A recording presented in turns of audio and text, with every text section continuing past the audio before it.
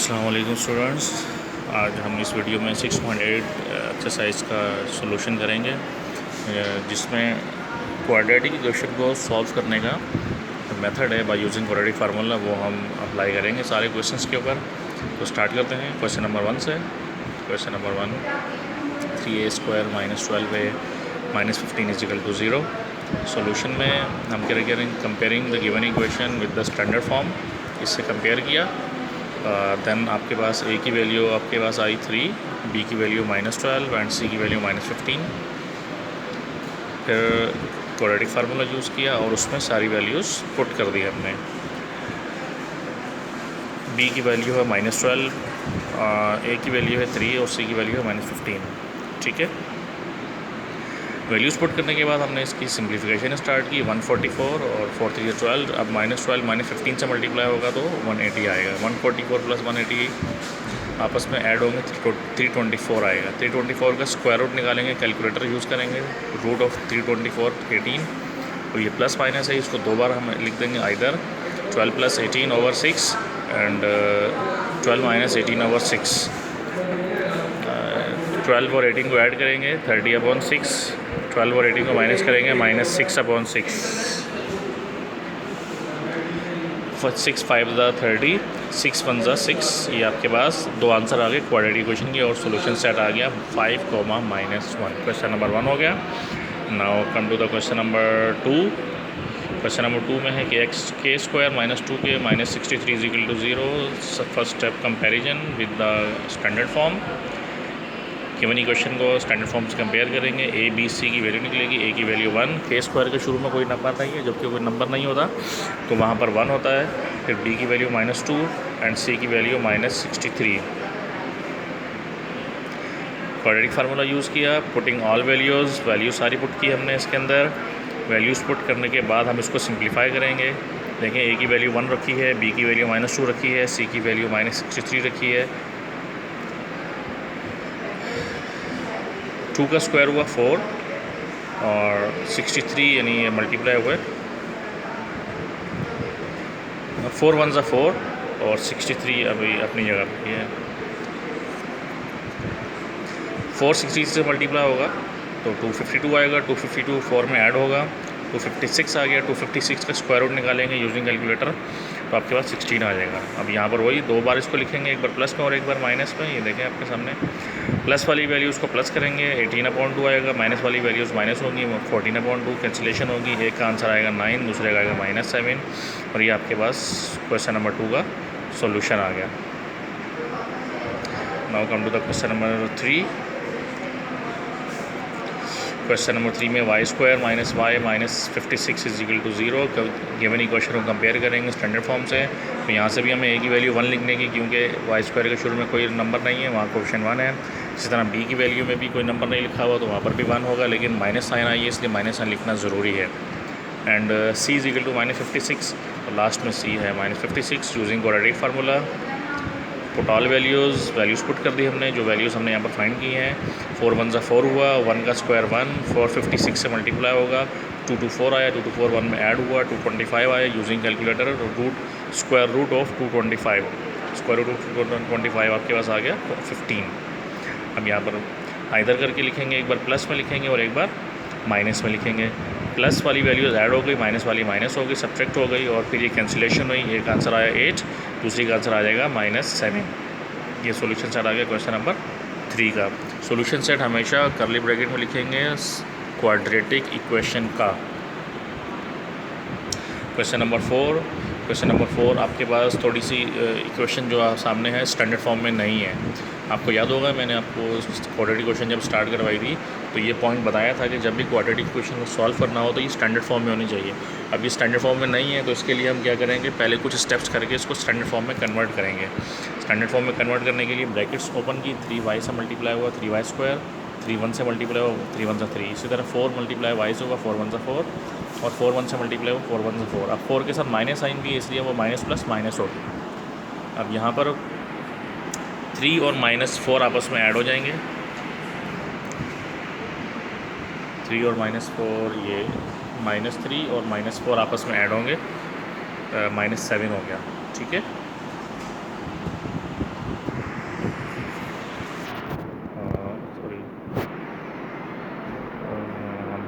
Question number 3 पर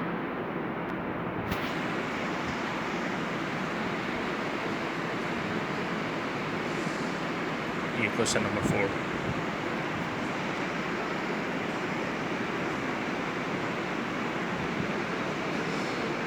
तो ये क्वेश्चन नंबर 4 है -7। अब ये आपके पास स्टैंडर्ड फॉर्म बन गई, इसे कंपेयर करेंगे स्टैंडर्ड फॉर्म के साथ और आपके पास ए की वैल्यू 3 आई, बी की वैल्यू -4, सी की value -7। Using quadratic formula values उसमें पुट कर दी, पुट ऑल वैल्यूज़। ठीक है, वैल्यूज़ पुट करने के बाद -4 का स्क्वायर होगा, 4 3 से मल्टीप्लाई होगा 12, 4 का स्क्वायर 16 और 12 7 से मल्टीप्लाई होगा 84 आएगा। 16 और 84 ऐड होगा, 16 और 4 ऐड होगा, 16 और 84 ऐड होगा 100 का स्क्वायर रूट निकाला आप लोगों ने कैलकुलेटर से यूज़ करके, वरना कैलकुलेटर की ज़रूरत नहीं है। 100 का स्क्वायर 10, 2 बार लिखेंगे उसको, एक बार प्लस में एक बार माइनस में। प्लस वाला ऐड हो गया 14/6, माइनस हुआ 4 - 10 -6/6। कैंसिलेशन हुई 2 के टेबल से, 2 7 से 14, 2 3 से 6, ये 6 6 दोनों कैंसिल हो गए, -1 बचा। ये आपका सोल्यूशन सेट आ गया 7/3, -1। अच्छा, सोल्यूशन सेट में -1 पहले लिख दें, 7/3 बाद में लिख दें, नो इशू, ऑर्डर का मसला नहीं है इसमें। Question number 5।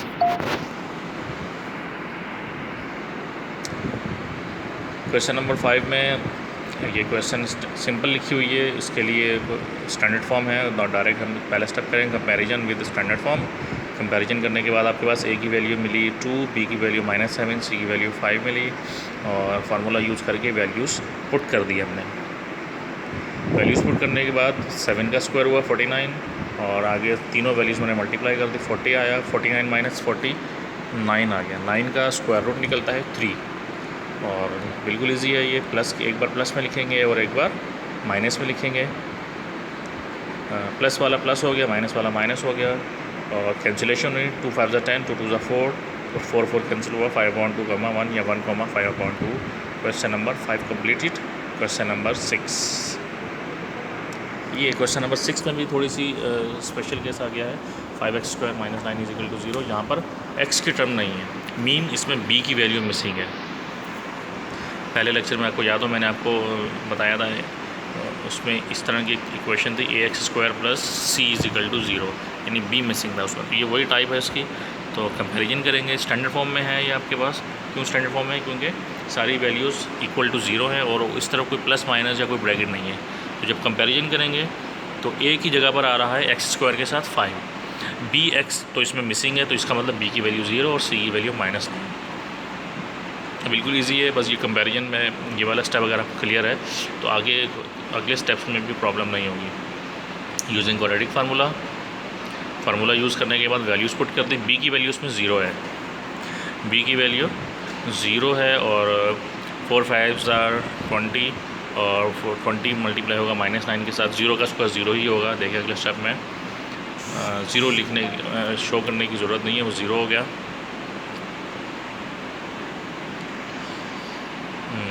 20 -9 से मल्टीप्लाई हुआ 180 आया। अब यहाँ पर 180 परफेक्ट स्क्वायर रूट नहीं है, ये वाला स्टेप समझने वाला है। तो कोई ऐसी वैल्यू आ जाए जिसका परफेक्ट स्क्वायर रूट ना निकले तो उसके बनते हैं फैक्टर। 180 के फैक्टराइजेशन किए, ये देखें 2 2 3 3 और 5, ये फैक्टराइजेशन की है मैंने यहाँ पर। और फैक्टराइजेशन करने के बाद जो पेयर बनेगा, जैसे 2 का एक पेयर है और 3 का एक पेयर है, इन पेयर में से एक एक वैल्यू बाहर आएगी। जैसे 2 के पेयर में से 2 बाहर आया, 3 के पेयर में से 3 बाहर आया, एक नंबर बाहर आता है। और जो बाकी बचते हैं अनपेयर जितने भी हों सब अंदर ही रह जाते हैं, जैसे 5 अंदर ही रह गया। फिर 2 3 6 हुआ, 6 और 10 कैंसिल हुआ एक दूसरे से, 2 3 6, 2 5 10। और अब ये फर्दर सिंप्लीफिकेशन नहीं हो सकती और इसी को एक बार प्लस में और एक बार माइनस में लिखकर सॉल्यूशन सेट बन जाएगा आपका। ये 3 प्लस लिखने शो करने की ज़रूरत नहीं, 3√5/5 - 3√5/5। Question number 6 completed. नाउ 7 में भी इक्वेशन स्टैंडर्ड फॉर्म में नहीं है, बस एक छोटा सा स्टेप होगा, इक्वेशन स्टैंडर्ड फॉर्म में आ जाएगी। -5 को उठा के लेफ्ट साइड पर शिफ्ट करेंगे हम, प्लस का हो जाएगा वो। देखें सोल्यूशन में मैंने ये किया हुआ है, ये प्लस का आ गया। और 5m को मैंने सेंटर में रखा, क्यों? क्योंकि वो एक ऑर्डर में है, b की वैल्यू इसमें से निकलेगी। नाउ कंपैरिजन, ये इस इक्वेशन को कंपेयर करेंगे हम किसके साथ? स्टैंडर्ड फॉर्म के साथ। जब कंपेयर किया तो a हमारे पास निकला 2, b निकला 5 और c -3 सॉरी।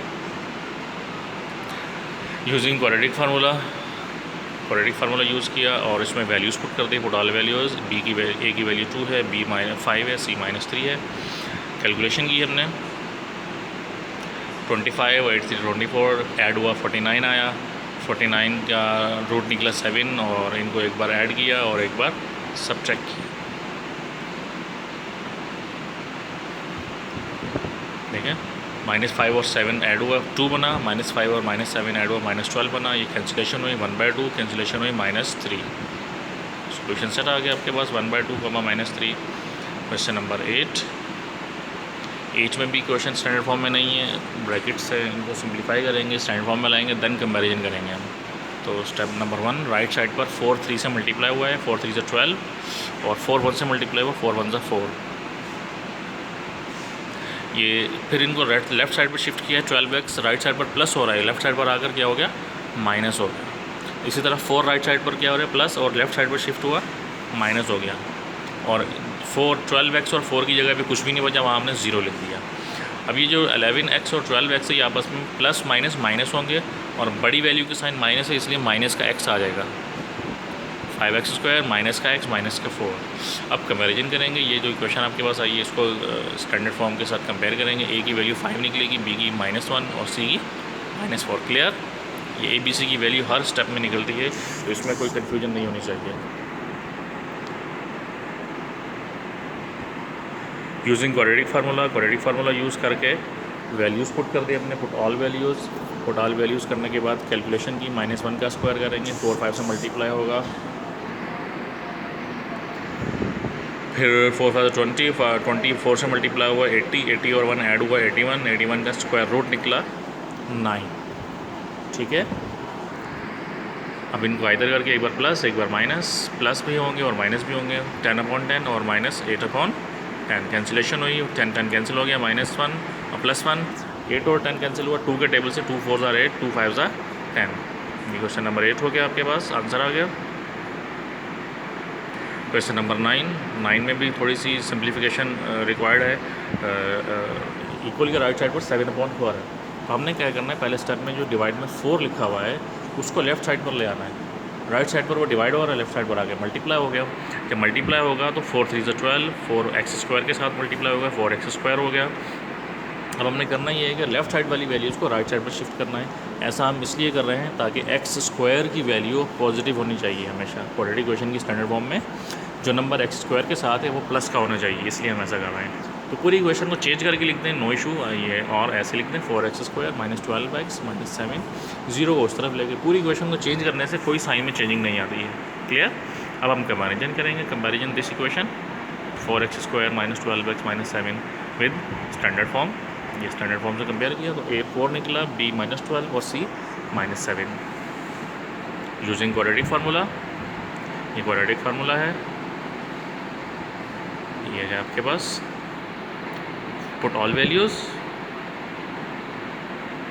सिंप्लीफिकेशन हुई, 12 का स्क्वायर 144, 4 4 से 16, 16 7 से मल्टीप्लाई होकर 1112, 112 ऐड हुआ 256। ये इजी है, परफेक्ट स्क्वायर है। 256 का रूट निकला 16 और फर्दर इनको एक बार ऐड किया और एक बार सब्ट्रैक्ट किया। ऐड किया तो 28/8, सब्ट्रैक्ट किया तो -4/8। कैंसिलेशन हुई 4 के टेबल से, 4 7 से 28, 4 2 ज़ा 8 और 4 1 ज़ा 4, 4 2 ज़ा 8। ये भी 4 के टेबल से हुए, -1/2। सोल्यूशन सर आ गया आपके पास, ये देख लें 7/2 और -1/2। क्वेश्चन नंबर 10, इसकी सब बहुत ज़्यादा डिमांड आ रही थी स्टूडेंट्स की तरफ से। ये क्वेश्चन है, थोड़ा सा चेंज भी है ये बाकी सब क्वेश्चन से, तो इसको भी फर्दर सिंप्लीफाई करिए। हमने लिया एलसीएम। एलसीएम का मतलब ये है कि जो डिवाइड वाली वैल्यू है वो दोनों आपस में आ गई और क्रॉस मल्टीप्लाई होगी। y-1 पहले वाले 1 के साथ मल्टीप्लाई हुआ, वो y-4 आ गया, और y+4 जो है वो सेकंड वाले 1 के साथ मल्टीप्लाई हुआ, वो ब्रैकेट में हमने लिख दिया। अब ब्रैकेट्स ओपन नहीं, न्यूमरेटर वाली y-4 माइनस, अच्छा ऊपर वाली ब्रैकेट ओपन नहीं की मैंने इस स्टेप में, डिनोमिनेटर को राइट साइड पर ले आया मैं, जो नीचे y-4 और y+4 इधर डिवाइड हो रहा है, 4 के साथ जाके मल्टीप्लाई हो गया। इस स्टेप में लेफ़्ट साइड पर जो ब्रैकेट्स हैं बीच में माइनस, उसको ओपन किए, माइनस से ब्रैकेट ओपन हुई। देखिए पहली वाली ब्रैकेट में y-4 सेम है, फिर से ब्रैकेट ओपन हुई तो माइनस का y, minus plus minus y, 4 के साथ जो प्लस था वो माइनस हो गया और राइट साइड पर सेम है। अब यहाँ पर y और y कैंसिल हो जाएगा, मैं आपको बताता हूँ। देखें ये वाला y, ये y और ये y कैंसिल हो गया। नेक्स्ट स्टेप में देखें ये 4 और 4 आपस में ऐड हो गया। क्लियर? एक प्लस का y और एक माइनस का y कट हो गया।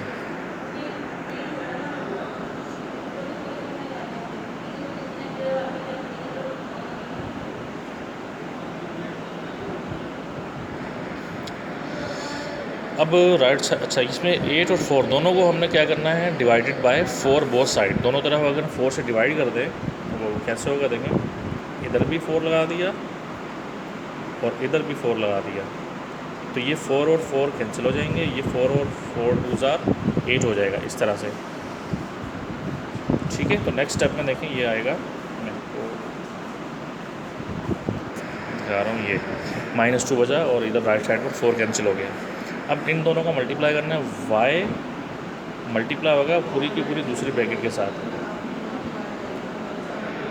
और फिर -4 मल्टीप्लाई होगा पूरी की पूरी दूसरी ब्रैकेट के साथ, -4 × y+4। ये आ गया आपके पास y² 4y -4y और -16। ये 4y और 4y कट हो जाएगा, ये वाला, ये दोनों कट होंगे। तो नेक्स्ट स्टेप आ जाएगा y² -16 और ये -2 राइट साइड पर शिफ्ट करेंगे हम उठा के, प्लस हो जाएगा, -16 + 2 -14 हो जाएगा। पूरी इक्वेशन को घुमा के लिखते हैं चेंज करके, तो y² -14 हो जाएगा। अब इसको कंपेयर करेंगे इस इक्वेशन को विद द स्टैंडर्ड फॉर्म। जब कंपेयर किया तो a की वैल्यू 1 निकली, क्योंकि y² के साथ कुछ भी नहीं लिखा हुआ, यहाँ पर 1 है। bx की वैल्यू मिसिंग है, यानी y वाली वैल्यू मिसिंग है, तो b की वैल्यू 0 होगी। सॉरी, यहाँ पर मिस वो हो गया है, ये किसी दूसरी क्वेश्चन का कॉपी पेस्ट हो गया। a की वैल्यू 1 है, मैं यहाँ पर आपको बता देता हूँ, यहाँ पर a की वैल्यू 1 है, 1, और b की वैल्यू 0 है, ये नहीं है, यहाँ पर 0 है, b की वैल्यू 0 है, और c की वैल्यू -14 है, b की वैल्यू -14। ठीक है, नेक्स्ट स्टेप में देखें, यूजिंग क्वाड्रेटिक फार्मूला, b की वैल्यू 0 है, a की वैल्यू 1 है और c की वैल्यू -14 है। पुट कर दिया हमने इसमें, कैलकुलेशन की, 4 1 4, फिर 4 14 से मल्टीप्लाई होगा 56। अब यहाँ 56 भी एक परफेक्ट स्क्वायर नहीं है, तो इसके भी हम निकालेंगे एलसीएम, फैक्टर निकालेंगे। 2 2 2 और 7 इसके फैक्टर निकले हैं। ठीक है, इन सब को मल्टीप्लाई करें तो 56 आते हैं।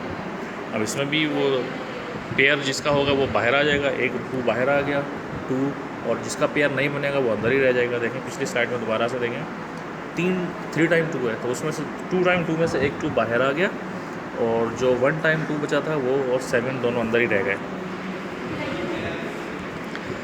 तो 2 7 14 मल्टीप्लाई हो गए, ये जो बाहर वाले 2 हैं ये दोनों कैंसिल हो गए, 2 2 कैंसिल और दोनों ख़त्म हो गए, +/√14 आपका, और यही आपका आंसर है। बस solution set of the question number 10 is this.